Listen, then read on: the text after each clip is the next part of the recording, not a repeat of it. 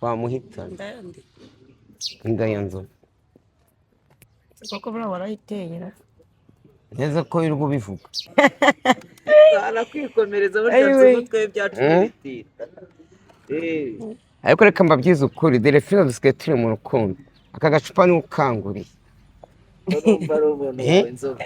hano umuntu wanze buriya iyo umuntu avuze ngo uti nkwita inda ya nzovu buriya kuko abagukunda igihe abandi kuyamamaza itarana humva nta muntu wakuroga igezeho amezi angahe nzovu uzi buri inda yagize ibibazo inda yagize ibibazo niyo umugore wa Nyamabondo ajya kuvuga ngo yateye umwana uri mu nda Nyamabondo aravuga ngo ngewe ngo umugore nabyara ngo ibaze umuntu w'umugabo ufite uruda rumeze kuriya ngo azonka ibere ry'umwana kandi minisiteri y'ubuzima dushishikariza yuko umwana yonka iminsi 1000 yose none Nyamabondo ngo niwe uzawukurura ibere ry'umugore we umwana yahise agira ubwoba noneho yagiye ku bitaro bya Kabusunzu ibise byanga kuboneka ajya ku bitaro bya Nyarugenge ibise byanga kuboneka uwo mugore yibereye we wese urabizi ko iyo wateye bizaboneka ariko njye ntago nzakonka oya wowe kuri kuvuga ibise byabuze wowe urabizi ko wateye bizaboneka ntago nakonka amabere yamanutse gutya ibere sugo ariko ari gutamika njye mfate icyo gihe ugiye kunduka njye ntago nafata ibere ry'umwana wanjye ngo ryonke njye ahubwo nzanywa kanoresi umwana wanjye yinywera amashereka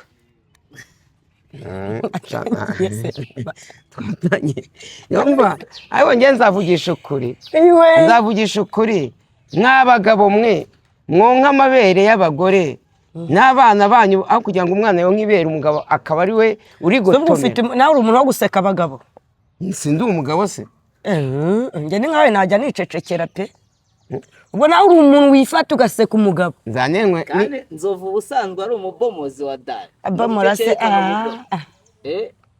ntacyo mvuze ngo noneho haje indirimbo bita kubomora ngo mbomoza be ariko mwabatipe mwe mwasohoye iyo ndirimbo nibura nubwo mwazangura kanoresi izina kubomoza ninjye warizanye amakosa nakoze nuko ntandikishije iryo jambo kubomora ubundi mwari kubomora ibiki se yo kubomora ni byinshi nyine mbwira ibyo ubomora icyatumye ubivuga ibikuta barabibomora niwe se wabibasha kubomora kiriya gikuta reka se mbikubwira hari ukuntu uba ufite inzu ishaje ukayibomora ukayisenya nyuma ukayishyira etaje iyo nzu uba uyibomoye hari ibindi tuvuze bazi ko ari ukubomora icyana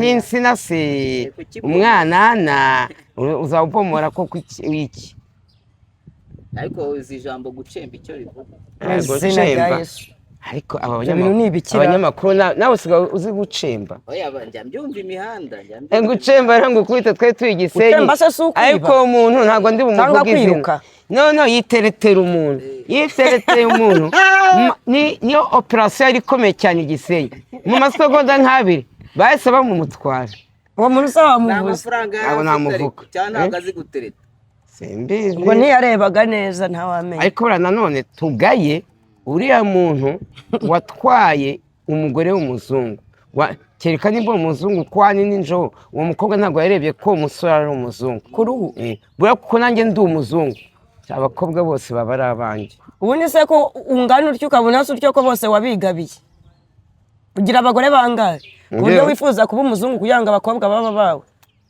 reka nkubyize ukuri njyewe nzovungira urukundo nta rukundo ugira irari irari rihese nose iyo ntaza kandi ngo arantwitiye none se ndagukurikiye ari mu muhanda ntabwo ubonye umugore w'inzobe ugahita ugenda wirukanka ukamuhobera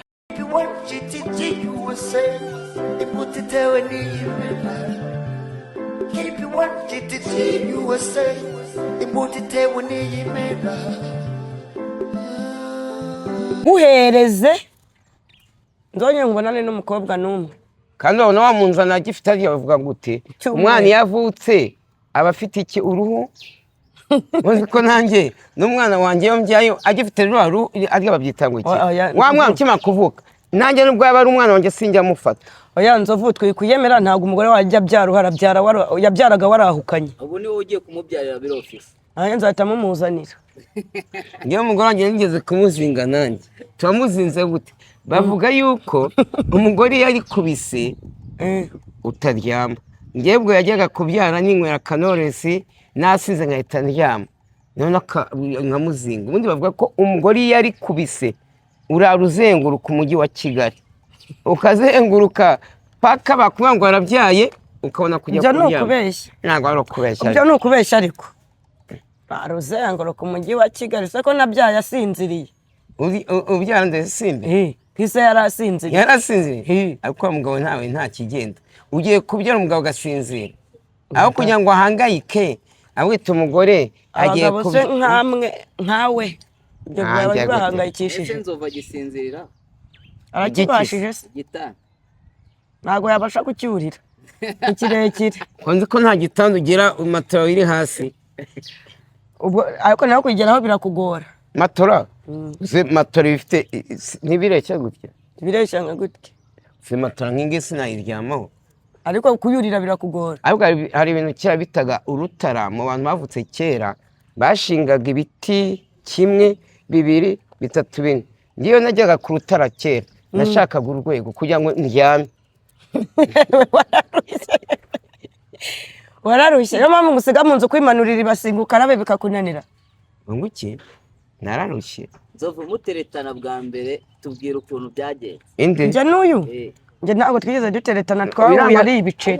Uyu muntu njye banyita Delphine. Amazina yanjye abenshi barayazi. Delphine mwateretanye gute? Nese umuntu utega uramutereta. Ntega indege cyangwa n'ubwato. Uragenda mukavugana amafaranga. None amafaranga muvuganye yayemera. Nta mitoma wigeze ukora. Imitoma buri bikubita umuntu mukundana. Ntabwo dukundana. Nanse mvuga ko ngukunda nako. Oya bivuge. Imana yaravuze ati mukundane kuko Imana ari urukundo. Ngiye nawe ntacyo dupfa. Nta nubwo nkunda. Ariko sawa se warayi wanje niba utankunda nyishyura. Akibona nyishyura. Savuze ko tudakundana nyishyura. Ese yari yakoze akana cyangwa yahise asinzira naka. Nanamuhaye n'amafaranga arateka. Nanabyutse ndimo kurya yaguze inyama zo mu nda akubitamo ibirayi. Cyo wibagiwe niryo banga. Umukozi we ubungu namusigiye n'imyenda yo kumfurira. Delphine ndamwema niyi ntuza ni wayinguriye. Igihe abandi bagore nta muntu wigeze angurira imyenda. Akorakeye. Aho yambaye isaha ya dani. Isaha sanatihi gutuze. Se wa undi sande twari turi bamwita Peter. Peter ni wayimpaye. Ariko yarapfuye. Nzovu yo saha ntago ari nini cyane. Ariko mfite uzajya kwigabanyira. Wagiye yambara no mu izosi kariho yakubera. Nako yagukwira. Ase Nzovu utajya kuyikoresha ngo ibare Musanze. Ubuse turi sangaye. Ntubwire. Barasanga reka turebe 3:00 gutya. Ibara nko mu mutwe wawe. Ariko se iyi saha nayo irancanga. Andi tumenye uragiye pe. Nzovu watch time ni. Watch time. Watch time. Abafite YouTube channel mwe ngo mubimenya. YouTube channel ngira. Noneho time. Reka ubwo ndebe wasanga muri hafi guhembwa reka ntangire mbababarira. Ugiye kubabarira. Time ni iki? Ese ntabwo uri kumva ibyo bari kubaza. Ni igihe. Mbanya ku 16. Cyaburi iminsi. Aya? Aracyabura iminsi 6 bamwe abahembwa kuri 22. YouTube channel ihemba kugeza kuri 25. Nzovu numvise ngo nta muntu ashobora kukumanaginga ariko ngewe nagusaba nkazakumanagingira YouTube yawe.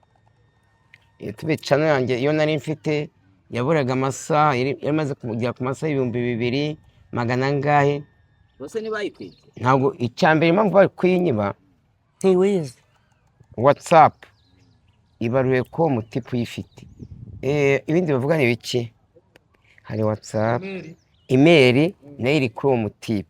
Abantu bese bangira inama ati wowe ugira email. Nagira email kuri Gatushe. Na email ugira? Nayo ngira email ijya he? Ngira email ijya he? Barabimufunguriye. Nge kumanagingira account zawe. Wumva uri tayari. Urarwana n'ikiri muri kasuga. Kandi iyo nyifite. Iyo nyifite ukwezi kumwe yabimaze kwa monetize. Anabikobwe. Abasuzugura akira channel. Na nyamabona. Na nyamabona. Okay. Mbwira abantu bayikurikirana. Ni benshi. ariko nzova reka iki cyumwe mbanza mba umwitangirizwa mpite mfungura indi sibyo mbishatse urabaye mwitangirizwa iriya yura mutipe yafashe ifoto yanjye afata n'inzovu inzovu y'icyakuranye mbishatse nahita nyihagarikisha ahubwo nkahita nita indi kandi uri kwa Nyabitanga aratubwiye ngo ugiye gufungura ariko wafunguye indi nkahita nzovu Delphine inabite nzovu 250 si yose yahuye n'ibibazo mana akoze pati wagiye mwara mu kiganiro ukavugira inyuma ariko Paterine oya najya mu kiganiro yo kuvugira inyuma avuge n'ubundi usko abantu baba bakeneye no kukubona mweke abonye amuzeye ariko oya ntabwo ari urebe neza banze twumve nshatse nanagwana Delphine kuko ntabwo urimo kumureba neza ariko Delphine we yakwaka ibiceri ntabwo yaguheza Delphine amukuye imihanda nuko yakuye agashoro hese sha agashoro kuri YouTube ubu nawe usigaye ugenda basigaye bakuremera batesport ntabwo yagera ku rwego ntabwo aragera ku rwego rwawe waraye mubomagura wimubeshye ejo bundi uva Gisenyi wagiye ku kabari ko kwa Kirose nagiyeyo uriya mukobwa mwasundanaga kuriya n'indi kandi namubonye wari uvuye gusunda urangije umukobwa wambaye akajipo akamumanura akamukorakora nzovu se ari ubikora uriya mukobwa ni mwiza we yitwa Alice uriya mukobwa ntabwo ajya yambara ka kantu k'imbere k'abakuru ho nta kintu yambaye uraza kubinsubiramo biri seriye komeza uvuga ariko ntabwo naranye nawe waraye kwande ngereka nkubwiye ahantu naraye si wa musisi cyose anzana mu modokari harimo n'umugore we akakungezaho mu gashyekero buriya twari tuvuye ku kabari k'umugore wa Kirose ariko ari wasundanye n'umuntu utakambaye nyine ahubwo nzovu amakuru mfite ko yaratahanye cyane oya ni izina ry'Imana yo mu ijuru Kiroso yari afite Kiroso yasinze se umuzi ko akundi kwe se atareba Kiroso ngo byagenze bite noneho wose urareba abari muri ibi bagutwara umugore Igisenyi uramugore uramureba uvuze kandi babanze kumuvuga nari naze kumuvuga yabyutse mu gitondo atakambaza akavuga ati nari ngiye kwirira umwana akora mukobwa ntabwo uriya mukobwa yari mwiza yambaye ijipo imeze nk'iyo mu giturage akora mu kabari kango twari turi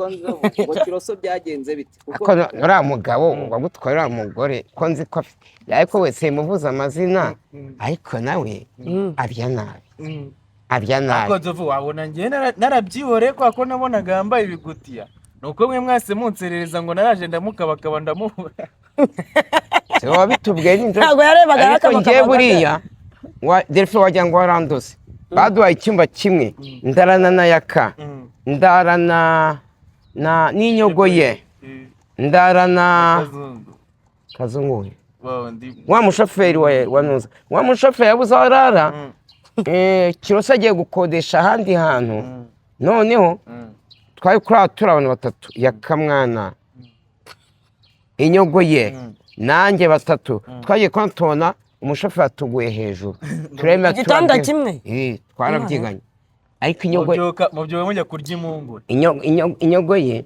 inyogo wagira ngo afite ibizimu by'iwabo hariya Igisenyi yaradusakuriza basakurizaga gute ahubwo nuko ajya useka basakuza we ntabwo araranye n'undi mukobwa na Yesu tukarara ubasakuriza nari naniwe ariko ukabararamo hagati ukarara ubasakuriza mwambabariye azajya bakubabarire bagukorera iki nuko ajya useka abantu basakuza ko nawe urarusakuza se Delphine nzovu arashoboye mu itanga mu gitanda ntacyo nta gitanda agira ariko ndashoboye umukobwa wanjye si y'amasegonda 6 ngo amasegonda 6 ahubwo uziko nk'ubwo usetse amasegonda 6 arangiye amasegonda ni ikintu gitoya Delphine rero urumva ko umugereza ngewe se ubundi umugabo bamukundira iki umugabo bamukundira ko ari umugabo wita ku rugo uhahira urugo uba umugore we bagafatanya kandi urugo rwenda ruhahira ariko ukibomoza ku ruhande kuko ntagageza mu izina rya Yesu ubwo namuca inyuma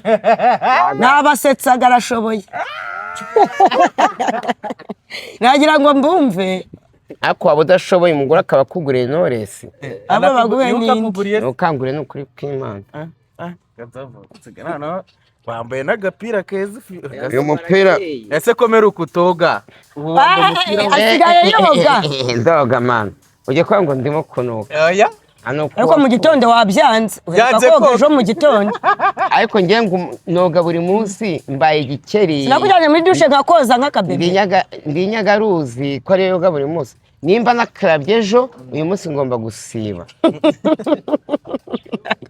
ntabwo yakaraba buri munsi umugore ni ukoza tamwogeje ntiyakoga yakasha Delphine n'ejo harya mu gitondo yafashe akaga ansirita hano ishyikira ubona kuko ngiye ndi mugufiya amaboko ye ntabwo nagera hano ntabwo byakunda akenshi iyo ngiye muri dushe ni ukwimenaho amazi cyo gukora nsirita hano n'ibirenge ariko hano umugongo n'ibibazo ukeneye abagufasha Delphine yaramfashije twajyanyemo turakaraba aransirita akaga ahantu hose navuyemo meze neza nawe se Nzovu kankubaza ikibazo meruka ejo bundi wohereza mu Sandrine ane nima oya kari mu masa wandi wajyaga umukubita n'indani mama Queen 5,000 ngo arafunguwe ejo bundi nkaba numvisha umbwira ngo yasubiyeyo byagenze bite 5,000 burya rero abana na Nzovu ntiwitware neza umwakuwe ntibawukira 5,000 yarafunguwe ahantu yagiye kugororwa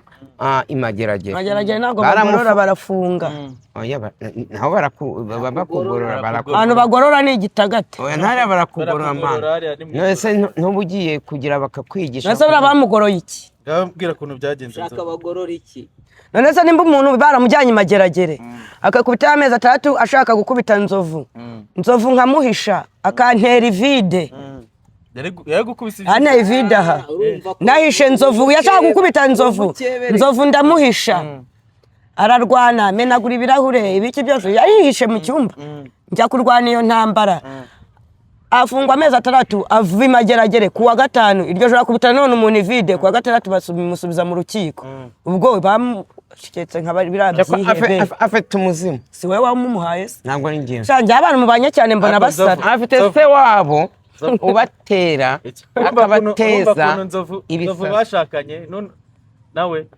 oya ntabwo twashakanye gutyo twari tuziranye bateri yajugunya mu nzu oya ntawe yatangaje ugunye mu nzu ubwo yaje kumukubita kuko turi kumwe kuba mwari muri kuko twari dukundana ngenda muhisha njya kurwana uyu nambaraga agira pe gukubita umuntu utari bukwishyure n'ubushyire urabona kuri stade wowe nambaraga agira abastwada impamvu avuga ibyo ngibyo ngo nta mbaraga ngira ngiye nkubitwa n'abagore nta mugabo urankubita ntabwo bagukubise amasaha ngahera kuva saa 2 kugeza saa 9 umugabo turakubita si mama Queen se yankubise guhera saa 2 areka kunkubita saa 9 z'ijoro hanyuma uhita umuhemba icyo amaze kugukubita twaje kwapura utamwiyunga kugira ngo imbavu zose yari yazimenaguye uzira iki se Nzovu ngewe nzavugisha ukuri ikintu nazize icyo gihe kandi se ngo umukubita agende reka aragaruka yarafungiwe muri transit aho bakunze kwita kwa Kabuga afunzwe ansigira imfunguzo ngo njye gucunga inzu ye ahantu bita ku Mubuga kuko bari abagore bicuruza bibakubi bari bibye telefoni ari abagore babiri mama Queen n'undi mugore iyo telefoni yari muri parafo bayishe muri parafo igihe mama Queen yari muri transit kwa Kabuga uwo mugore bayibanye shati birabi n'abafite n'ikigo noneho mbabarira komeza no bebe cyane imbere kuntu kishushanyije noneho uwo mugore yaraje arambwira ngo telefoni irahanaka noneho azana icyuma arakera parafo tuyivanamo yarimo kode umushoferi wa Kiroso muzungu wa wundi aturangira ahantu kode tuyivanamo tukimara kuyivanamo telefone twayijyanye santire baduha 40,000 40. murayiriye turayire nyigabana na wa mugore na yaguhaye angahe umuhaye angahe menyera amacu nimba iveni 10 yarageze se kuko no kwara kumutegera n'ibintu byose ngiye nasiganyemo nka 10 na bingahe mama Queen yese afungura yako kandi ukiyirya yavuga n'agakote kiwe batwaye watije umugore wari ugiye kurarana mu nzu y'abandi nako barakibye nyine uruka utagirira isoni muragusigira urugo rwe ukarucyuramo abagore ntabwo uwo mugore ntabwo twaryamanye wamutije agakote mama Queen agitaha rero reka aje muri parafa oya yageze mu gashyekiro inkuru bamaze kubimubwira ati noneho njyewe nari ndyamye iwe yaraje atangira kunkubita imbavu arazimena ibintu byose ese yagukubitaga ikimara umbwira inkoni yageze arankubita wambara koko nkubika inda ugafata umwuka ugakubita ikibuno yarankubise n'ukuri kw'Imana warariraga wanze kurizwa n'ubusa agiye bagukubita inkoni ukagira ukazimenyera nari nkirira oya mbwira yagukubitaga iki Inshe mama Queen ntabwo umuzi nahindutse ibisibe hano hose icyatandukaniyeho na mama Sandrine ako ndavuta mukubise ntiwamushyira ku murongo ngo umushobore nawe ajya gutama ibiti Defina ntabwo arankubita yakoze urya neza warebye ibyana bifite nyashi bomo za bebe rwose ariko se sheri wawe ukamwimuta sawa abakunzi bacu bose abari bakoze icyo dushaka na abasab share na comment no gukanda kuri yanzogera kandi abari babikoze ibijoro Imana ibahe iminsi yo kubaho Ngenzovu na Delphine nibyo tubifuriza bye bye reka tujye gufata abana ku ishuri na paritse imodokari hano imbere nubwo nayisukira Delphine arayitwara bye bye